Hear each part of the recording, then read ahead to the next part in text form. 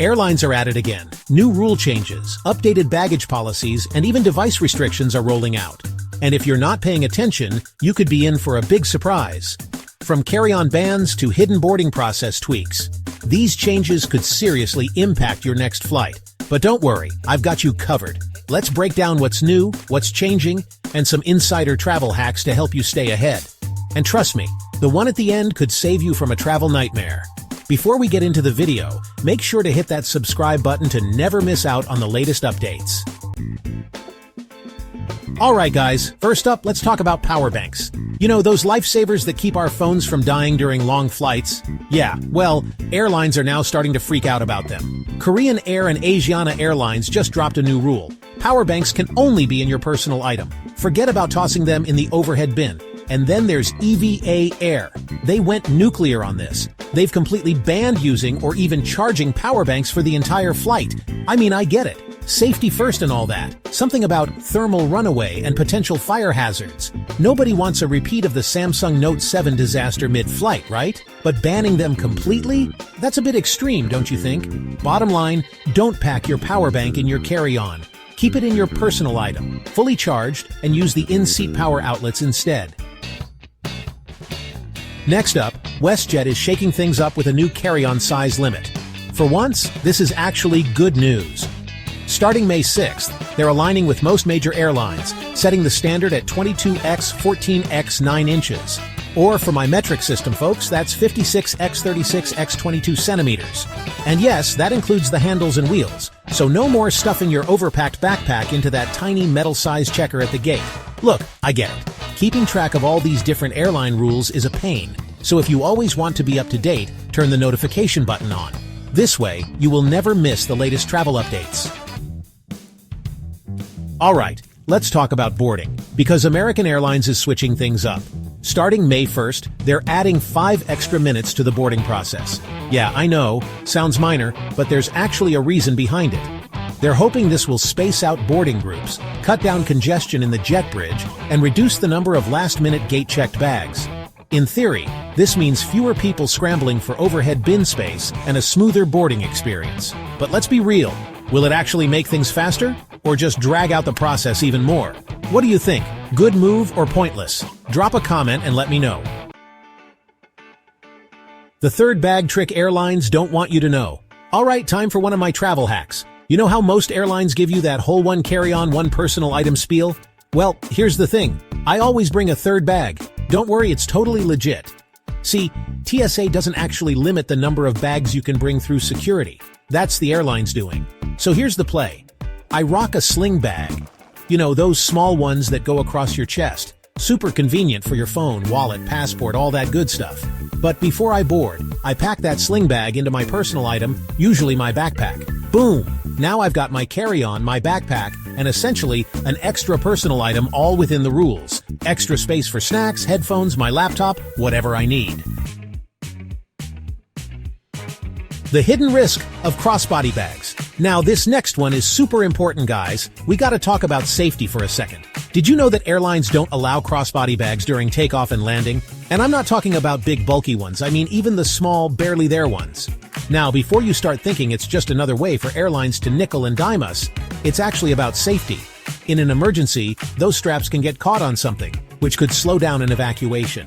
And trust me, in those situations, every second counts.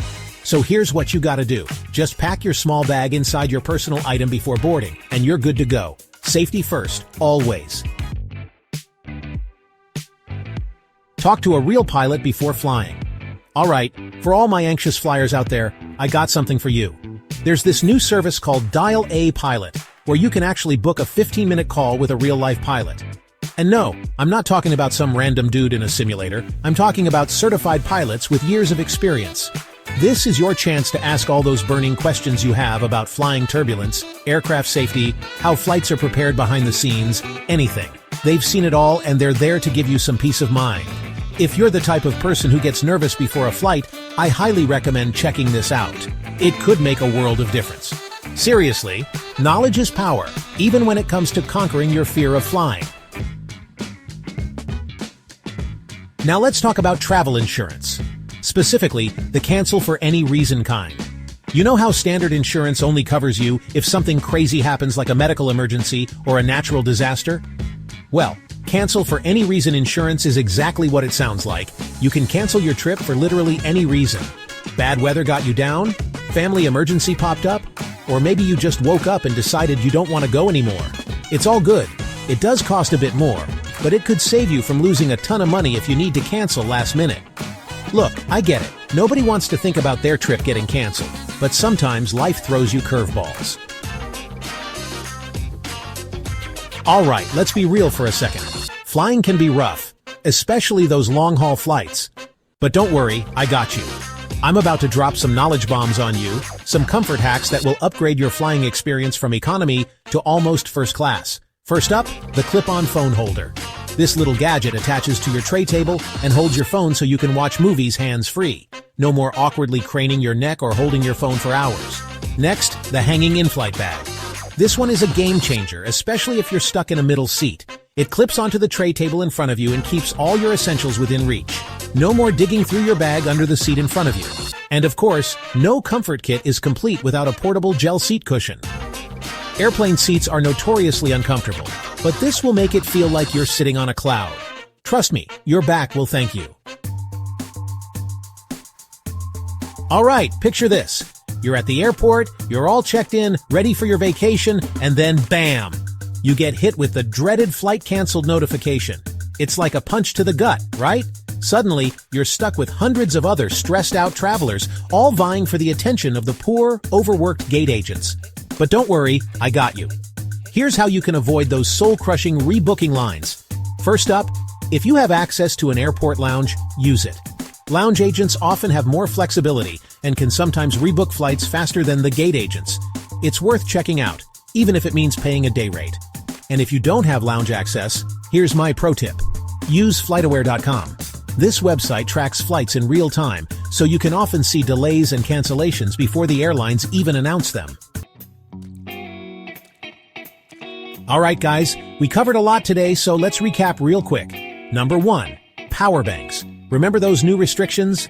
Keep them in your personal item, not the overhead bin. Number 2. WestJet changed their carry-on size limits, so double-check your bags before you head to the airport. Number 3. American Airlines is trying out a new boarding process, but only time will tell if it's actually going to make things better. And lastly, remember my travel hack, the third bag trick. It's a game changer, but just make sure you pack it away before you board. And there you have it. You're all caught up on the latest airline shenanigans. Look, I know it's frustrating. It feels like every time we turn around, airlines are changing the rules. But hey, that's the world we live in, right? The key is to stay informed, be prepared, and most importantly, don't let these little things ruin your trip. Alright guys, that's it for today. Which rule surprised you the most? Let me know in the comments. I'm curious to hear your thoughts. And if you're hungry for more travel hacks, insider tips, and all-around travel goodness, make sure you check out my other videos. I've got a whole playlist dedicated to helping you travel smarter, smoother, and without the stress. As always, thanks for watching, stay curious, and safe travels.